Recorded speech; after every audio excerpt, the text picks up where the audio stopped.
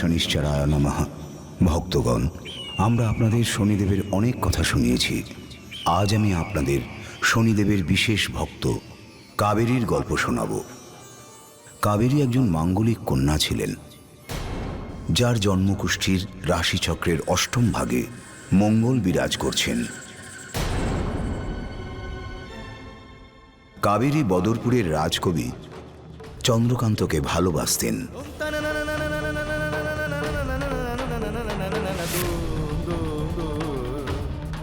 কিন্তু চন্দ্রকান্ত অমাঙ্গলিক ছিলেন। এই কারণে সব জ্যোতিষী কাবেরী আর চন্দ্রকান্তের বিবাহের ব্যাপারে নিষেধ করেছেন।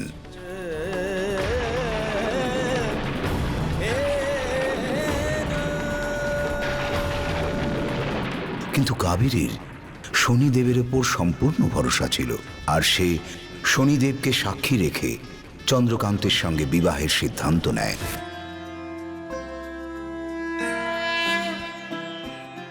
जयति जयति शनिदेव दयाला करत सदा भक्तन प्रतिपाला। चारि भुजा तनु श्याम बिराजे माथे रत्न मुकुट छवि छाजे। परम विशाल मनोहर भाला जा पर प्रभु प्रसन्न भई जाहि। रंक हुराव करे क्षण माहि रंक हुराव करे क्षण माहि रंक हुराव करे क्षण माहि।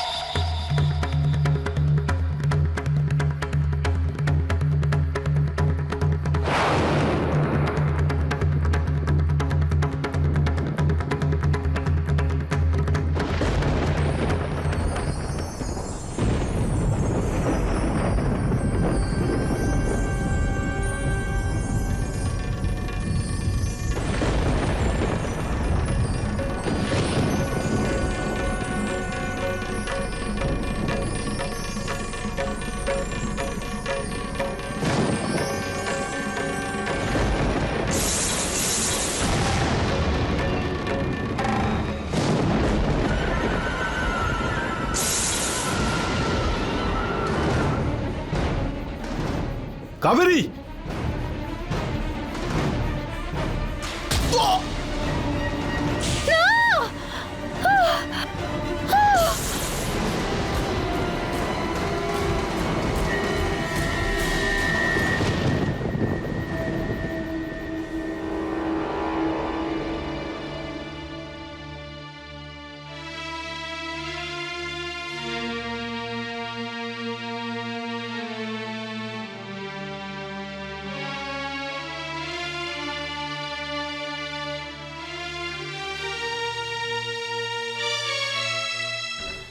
কি হয়েছে বৈদ্যমশাই? ও সুস্থ হয়ে যাবে তো? দেখো মা, যতক্ষণ না চন্দ্রকান্ত বাবুর জ্ঞান ফিরছে ততক্ষণ কিছুই বলা যাচ্ছে না। আর জ্ঞান ফিরবেও না।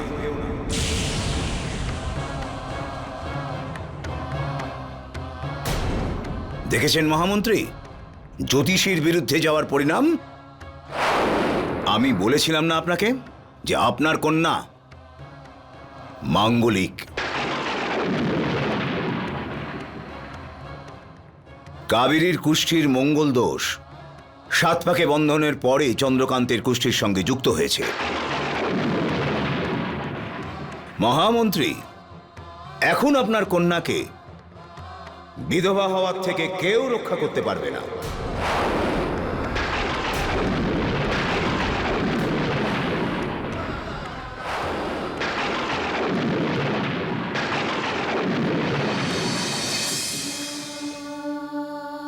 হে শনিদেব,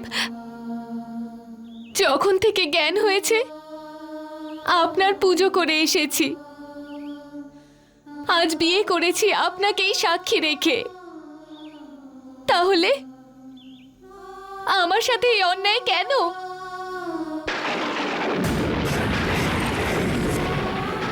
আমি মাঙ্গলিক, এতে আমার দোষ কোথায়?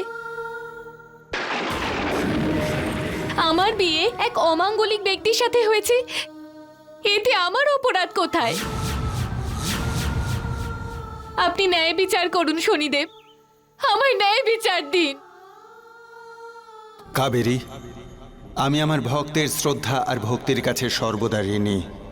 তাদের এই ঋণ তো আমি কোনোদিনই শোধ করতে পারবো না, কিন্তু ওদের সাথে ন্যায় অবশ্যই করি।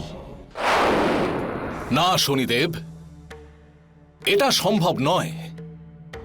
যদি আমরা এরকম করি তাহলে মঙ্গল গ্রহের অস্তিত্ব নিয়ে এই প্রশ্ন উঠবে, আর মানুষের মন থেকে আমার মান্যতা লোপ পেতে থাকবে। মঙ্গলদেব, নিজের প্রাধান্য আর অস্তিত্বকে মূল্য দেওয়ার জন্য অন্যকে সংকটের মধ্যে ফেলা উচিত নয়। আর কাবেরী এই জন্মে আর এর আগের জন্মে এমন কোনো অন্যায় কাজ করেনি যার জন্য সে এতটা দুঃখ ভোগ করবে। আমাকে ক্ষমা করবেন শনিদেব, আমি কাবেরীর কুষ্ঠি থেকে মঙ্গল দোষ দূর করব না। যদি আপনি মনে করেন অন্যায়ের সঙ্গেই থাকবেন, তাহলে আমিও আপনার দোষকে কাটানোর চেষ্টা করব। কেননা কাবেরী আমার ভক্ত, আর ভক্তকে রক্ষা করা আমার ধর্ম।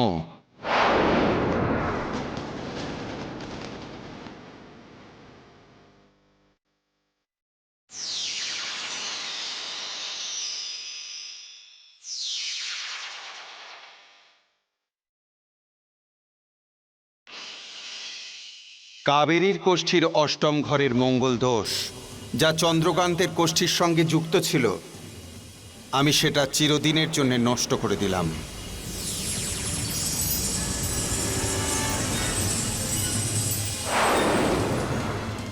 এখন আমি চন্দ্রকান্তের কোষ্ঠীর চতুর্থ স্থানে প্রবেশ করেছি। এবার চন্দ্রকান্তের মৃত্যু মঙ্গলের দোষে হবে না।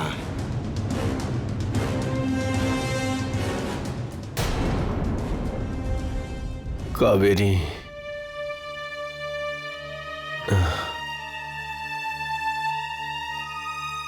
এ তো আশ্চর্য ব্যাপার। চন্দ্রকান্তবাবুর নারীর গতি একদম স্বাভাবিক হয়ে গেছে, এখন আর প্রাণ সংশয়ের আশঙ্কা নেই। হে ভগবান, আপনাকে অনেক অনেক ধন্যবাদ। অসম্ভব, এরকম কখনো আমি দেখিনি বা শুনিও নি।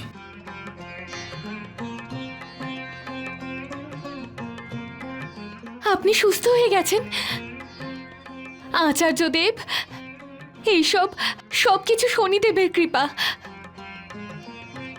উনি থাকতে কারো সাথে কখনো অন্যায় হতে পারে না। শনিদেব, এটা আপনি ঠিক করলেন না। মঙ্গলদেব, আমি জগতের কোনো প্রাণীর সাথেই কোনো অন্যায় কখনো হতে দিই না।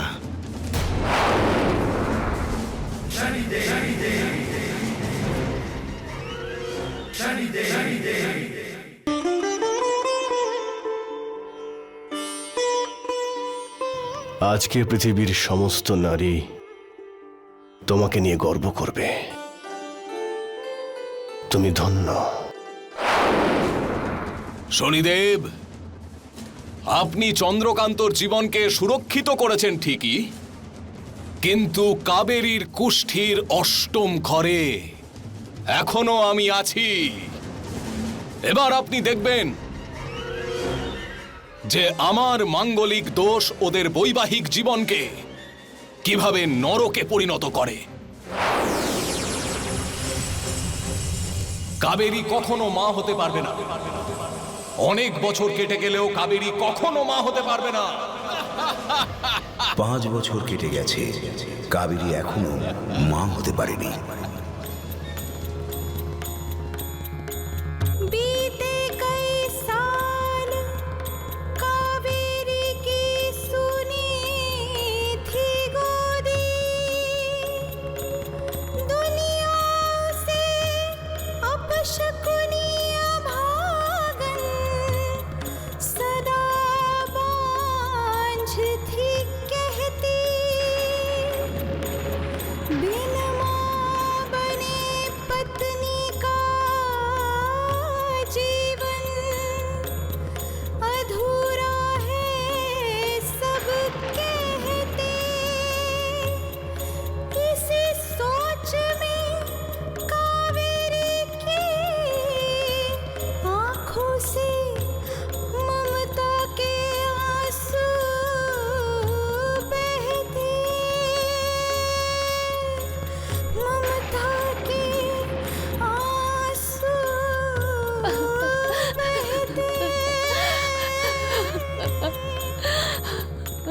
কাবেরী, এই কাবেরী,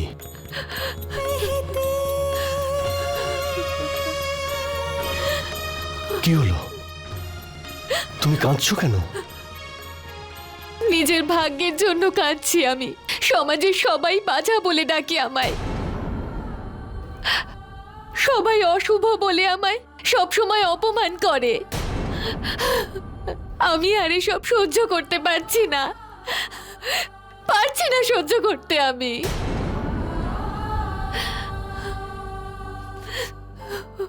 রাজকবি মহাশয়,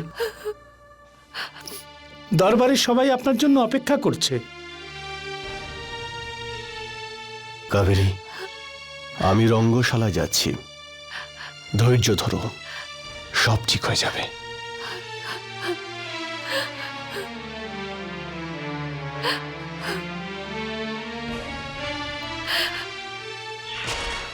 তুমি তো বাজা বাজা বাজা তুমি।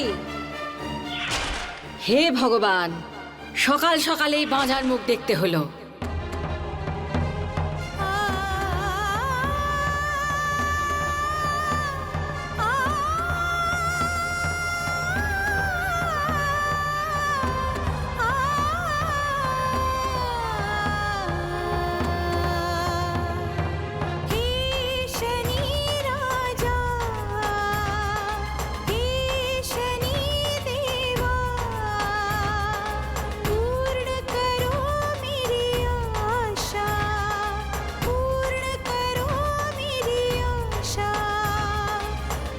शरण तिहारी दाता, आई शरण तिहारी दाता, करो दूर प्रभु जी निराशा, करो दूर प्रभु जी निराशा।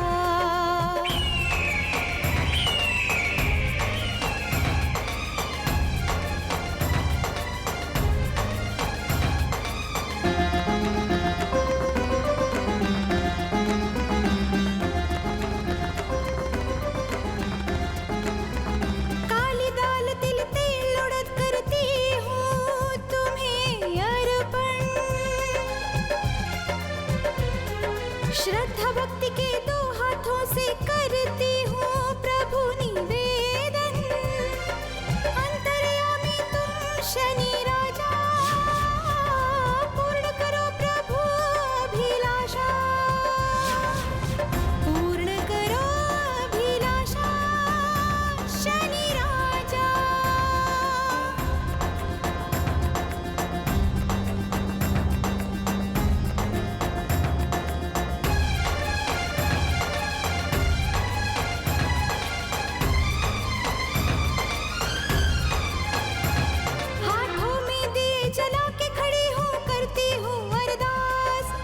शनिदाता मां बनने का दे दो आशीर्वाद, न्याय करो मेरे शनि राजा, पूर्ण करो मेरी इच्छा, सुन लो भिखारन की पुकार, डाल दो झोली में भिक्षा, नहीं तो दिए के लो के संग आज मैं जल जाऊंगी, आज मैं जल जाऊंगी। पूरी हुई ना अभिलाषा तो प्रभु मैं प्राण दूंगी, प्रभु मैं प्राण दूंगी, आज मैं प्राण दूंगी, प्रभु मैं प्राण दूंगी।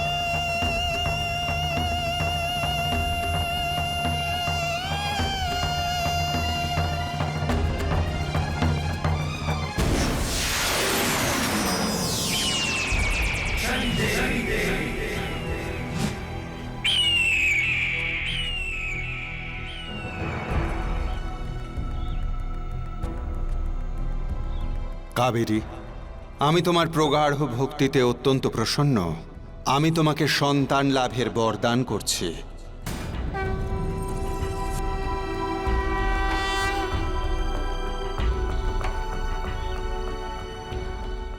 কাবেরী, তুমি নির্জলা উপোস করে শনিদেবের যে অখণ্ড তপস্যা করেছ, উনি সেটারই উপহার দিয়েছেন তোমাকে।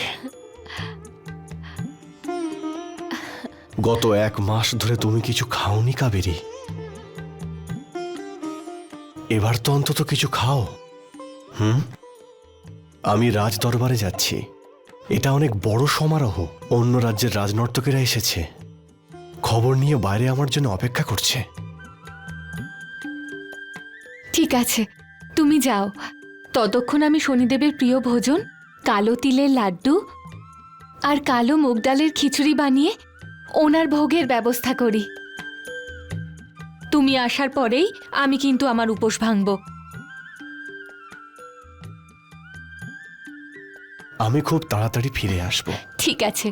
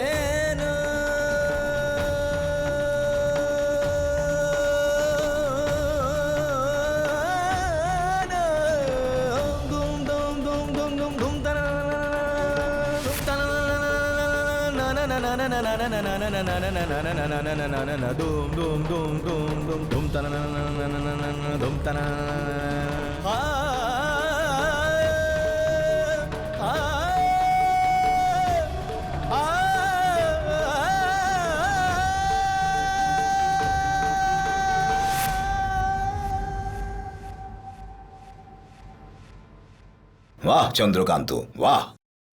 আজ তুমি প্রমাণ করে দিয়েছ এই সময় এই পৃথিবীতে তোমার মতো দ্বিতীয় শিল্পী আর কেউ নেই। মহারাজ, আপনার মুখ থেকে প্রশংসা শুনে নিজেকে ধন্য মনে হচ্ছে। নৃত্যশিল্পী কলাবতী, তোমার নৃত্যও কিন্তু সত্যি অতুলনীয়। আজ থেকে আমি তোমাকে রাজনর্তকীর পদে নিযুক্ত করলাম।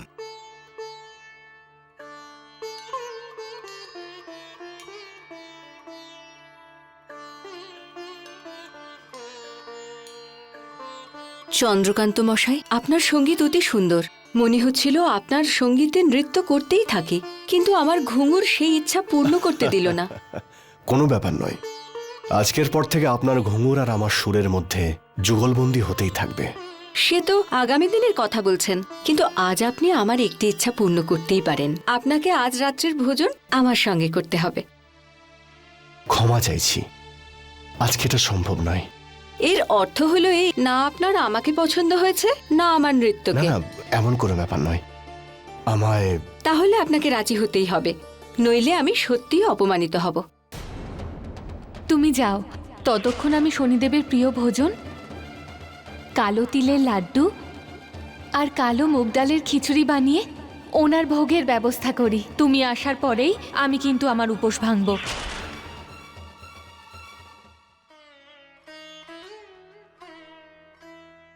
এবার আমি দেখছি মঙ্গল দোষের প্রভাব থেকে তোমাদের দুজনের সম্পর্ককে কে বাঁচায়।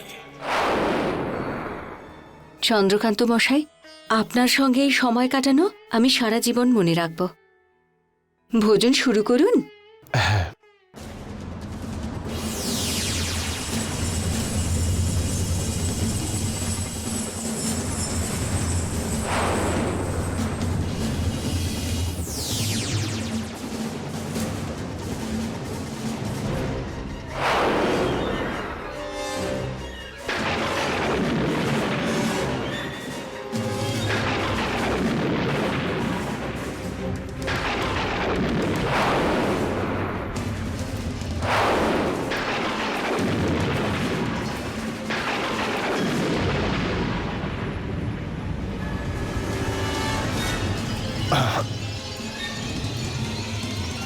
কি হলো চন্দ্রকান্ত মশাই? মাথাটা কেমন ভার লাগছে, ঘুমে যেন চোখ জুড়িয়ে আসছে। আপনি ক্লান্ত, তাই এরকম হচ্ছে। আপনি কিছুক্ষণ বিশ্রাম করে নিন। আসুন আমার সঙ্গে।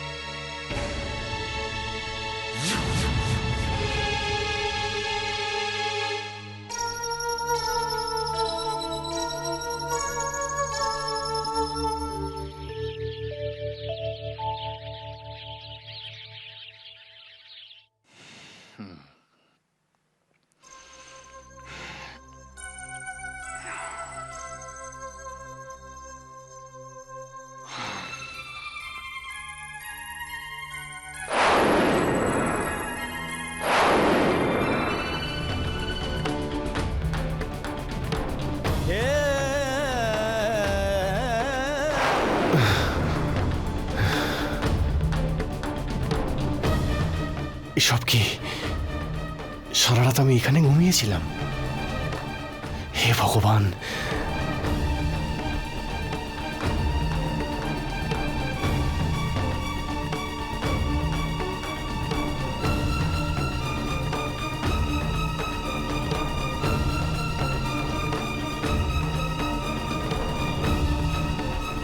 কাবেরী,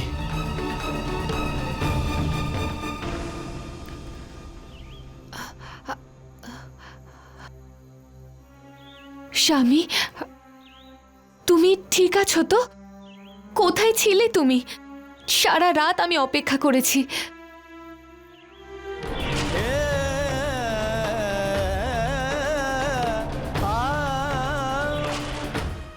আমি কাবেরীকে সত্যি বলবো না মিথ্যে?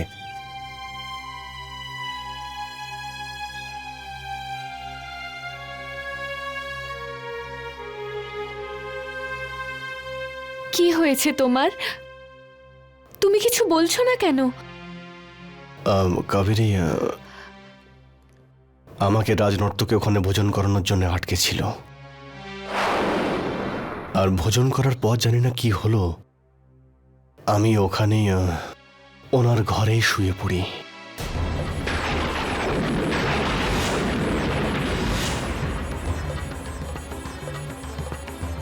কি? তুমি সারা রাত এক নর্তকীর সাথে ছিলে? ওর সাথে ভোজন করেছো, আর তারপর ওর ঘরে ওর সাথে শুয়েছো তুমি? তুমি একবারও এই কথাটা ভাবলে না যে তোমার স্ত্রী না খেয়ে দে তোমার জন্য অপেক্ষা করছে? কাবেরী, আমার কথাটা শোনো। যেরকম তুমি ভাবছো সেরকম না। কিছু।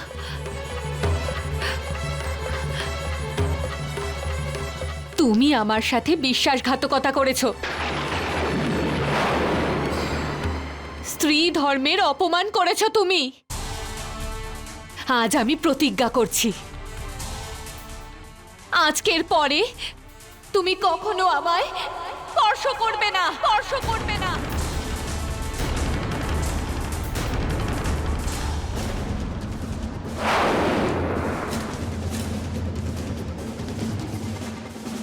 কাবেরী, কাবেরী, কাবেরী, আমার কথা তো শোনো।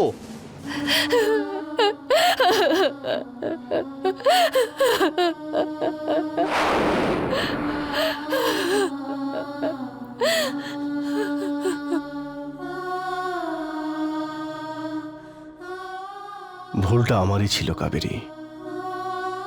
তুমি যে প্রতিজ্ঞা করেছো সেটাকে আমি সম্মান জানাচ্ছি। আজকের পর থেকে ভুল করেও আমি তোমায় স্পর্শ করব না।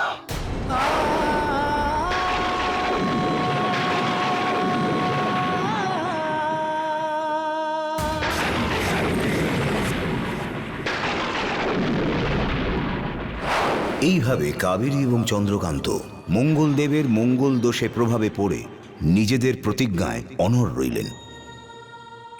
দুজনেই একসঙ্গে স্বামী স্ত্রীর মতো থাকতেন, কিন্তু তাদের মধ্যে স্বামী স্ত্রীর কোনো সম্পর্ক ছিল না।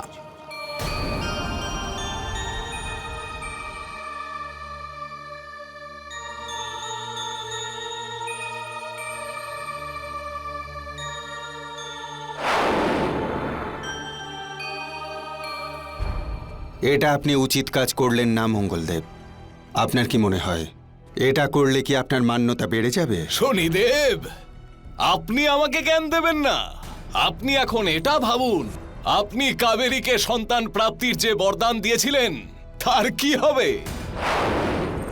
আর যদি আপনার এই প্রতিশ্রুতি পূরণ না হয়, তাহলে এই সংসার আপনার মহিমায় ত্রুটি খুঁজতে থাকবে।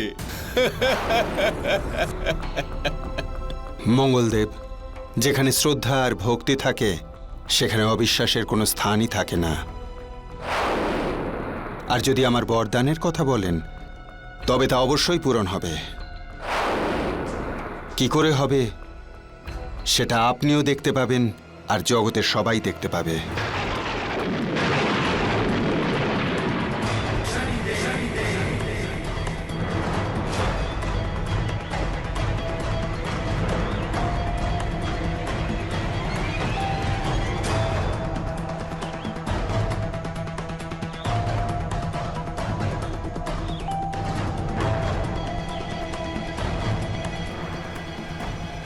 জয় মহাকাল দেব। প্রণাম যোগীবর। প্রণাম। আসুন, কবির ঘরে আপনাকে স্বাগত। চন্দ্রকান্ত, আমি একটা বিশেষ কাজে তোমার বাড়িতে এসেছি। আমি একদিনের জন্য একটা বিশেষ কাজে বাইরে যাচ্ছি। আমি ভাবলাম আমার তপবলের দ্বারা প্রাপ্ত এই দিব্য স্বর্ণ কলস আমি তোমার কাছেই রেখে যাব। এটা অতি মূল্যবান। এ তো আমার সৌভাগ্য যোগীবর। কিন্তু যোগীবর, আমি এই স্বর্ণ কলসকে আমার নিজের কাছে রাখতে পারবো না। যদি আমার কোনো ভুল হয় তো আমি নিজেকে ক্ষমা করতে পারবো না। চন্দ্রকান্ত, আমি আমার তপবলের দ্বারা জানতে পেরেছি যে সারা রাজ্যে যদি কেউ সক্ষম হয় সেটা তুমি, যে আমার স্বর্ণ কলসকে রক্ষা করতে পারবে। আপনি যে আমাকে যোগ্য মনে করেছেন তাতে আমি ধন্য হলাম। তো ঠিক আছে যোগীবর, আপনি স্বয়ং এই স্বর্ণ কলসকে এই সিন্ধুকের মধ্যে রেখে দিন। আসুন।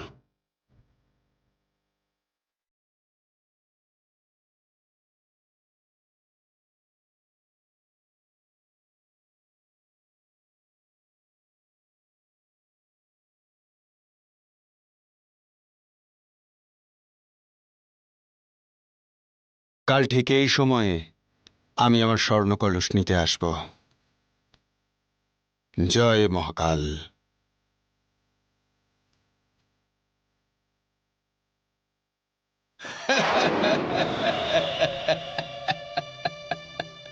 শনিদেব, আপনি যাই মায়া রচনা করুন, কিন্তু আমার রচনা করা ছলনাকে আপনি ভাঙতে পারবেন না।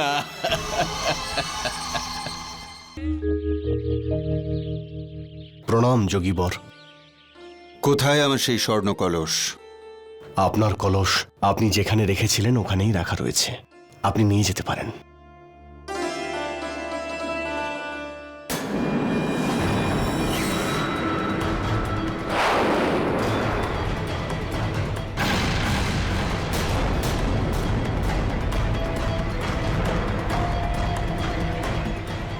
জয় মহাকাল। প্রতারণা! কোথায় গেল আমার তপবলের দ্বারা সিদ্ধ সেই দিব্য কলস? এটা কি করে সম্ভব? কাল থেকে আমি সিন্ধুককে ছুঁইও নি। মনে হয় তুমি দিব্য শক্তি লাভ করার লোভে আমার কলস চুরি করেছ। যোগীবর, আমাকে দোষারোপ করবেন না। আমি সত্যি জানি না যে আপনার কলস কোথায়। আমি চুরি করিনি যোগীবর। আমার মনে হয় সহজে তুমি সত্যিটা স্বীকার করবে না। তোমায় রাজার কাছে নিয়ে যেতে হবে।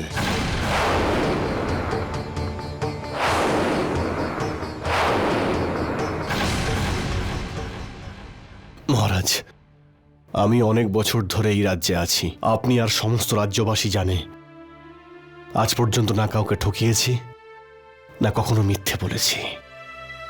সেখানে চুরির মতো একটা অপরাধ কি করে করতে পারি মহারাজ? মহারাজ, তাতে এটা তো প্রমাণ হয় না যে আমার দিব্য কলস ওর কাছে নেই।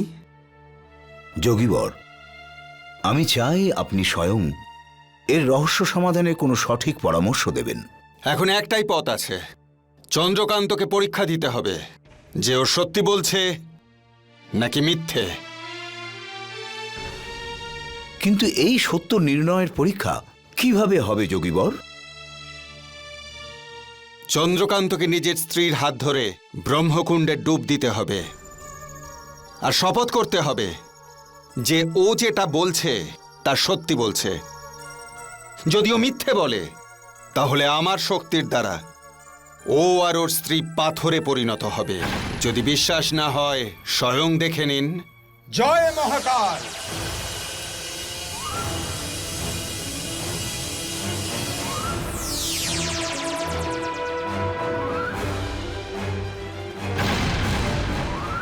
জয় মহাকাল।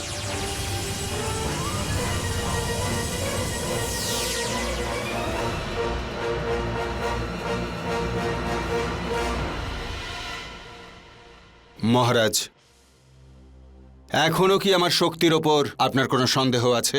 না না যোগীবর, একদম নয়। তো চন্দ্রকান্ত, তুমি এই যোগীবরের পরামর্শ মেনে সত্যের পরীক্ষার জন্য নিজের ধর্মপত্নীর সঙ্গে ব্রহ্মকুণ্ডের জলে ডুব দিতে প্রস্তুত আছো কি? ওর সাথে ভোজন করেছো আর তারপর ওর ঘরে ওরই সাথে ঘুমিয়ে পড়েছো। আজ আমি প্রতিজ্ঞা করছি, আজকের পরে তুমি কখনো আমায় স্পর্শ করবে না।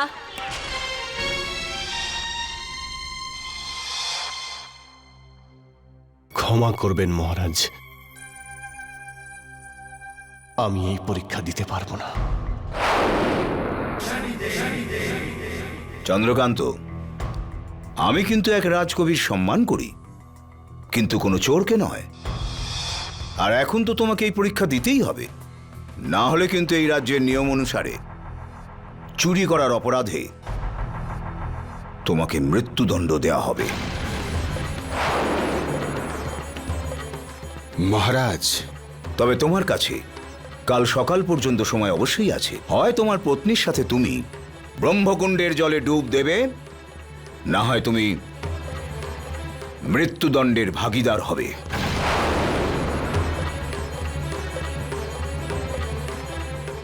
চন্দ্রকান্ত, আমি জানি যে তুমি নির্দোষ।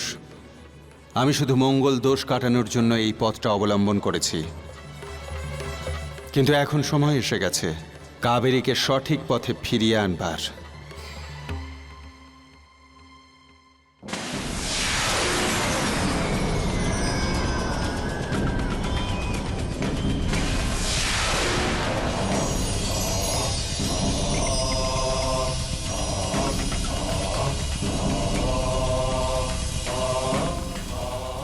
প্রণাম শনিদেব।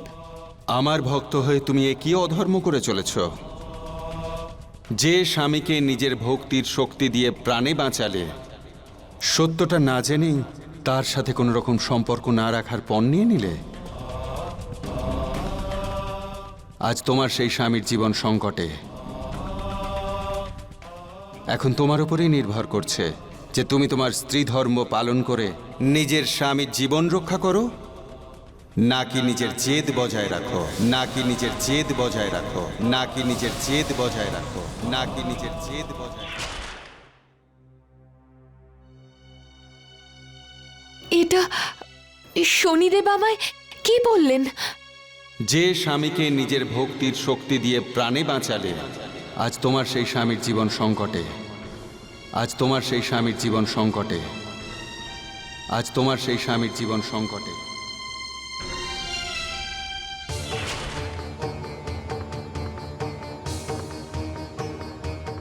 আজ আমি প্রতিজ্ঞা করছি, আজকের পরে তুমি কখনো আমায় স্পর্শ করবে না।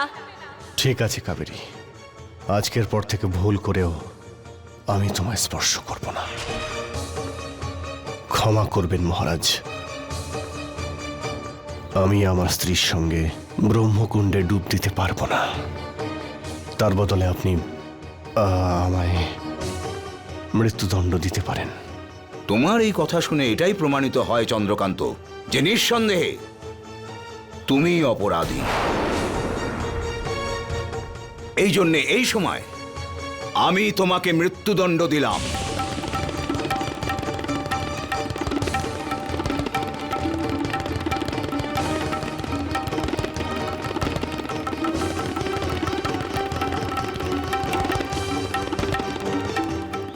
দাঁড়ান।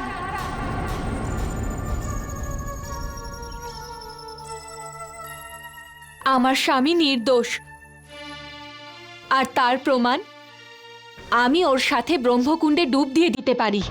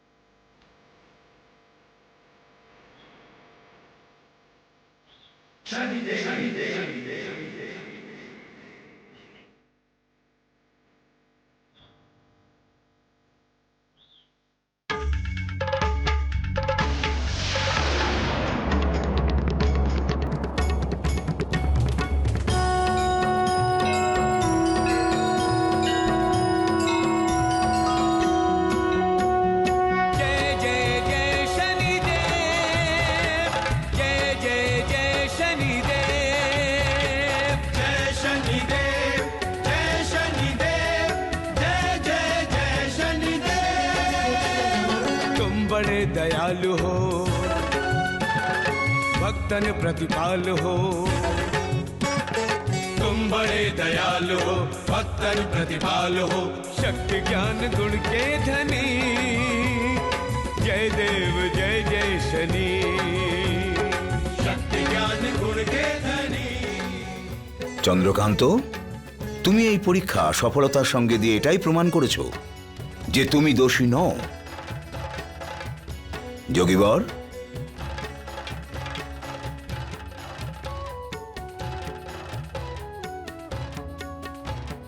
কোথায় গেলেন এই যোগীবর? মহারাজ, আমি জানতে পেরেছি ওই যোগীবরকে। আর উনি কোথায় গেছেন? উনি আমাদের শিক্ষা দিতে এসেছিলেন। উনি অন্য কেউ নন, স্বয়ং শনিদেব।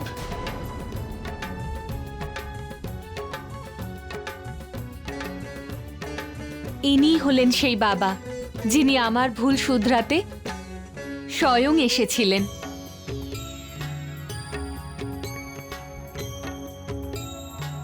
আমি ভক্তদের কল্যাণ করার জন্য সর্বদাই উপস্থিত থাকি, কেননা ভক্তদের মুখের হাসি দেখে যে সুখ আমি পাই তাই সৃষ্টির সব সুখের থেকে শ্রেষ্ঠ।